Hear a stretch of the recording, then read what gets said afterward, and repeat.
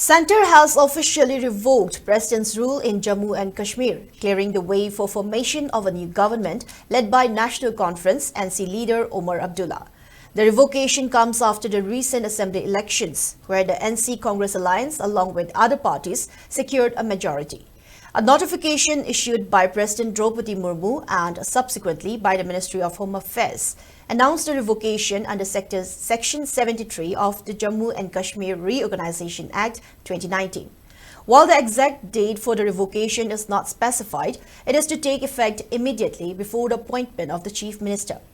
Omar Abdullah, backed by 55 newly elected legislatures, met with Lieutenant Governor Manoj Sinha at Raj Bhavan on Friday, formally staking his claim to form the government.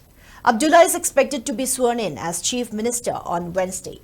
This marks a significant political development for the Union Territory, as Jammu and Kashmir had been under President's rule since October 2019 following its reorganization and the abrogation of Article 370.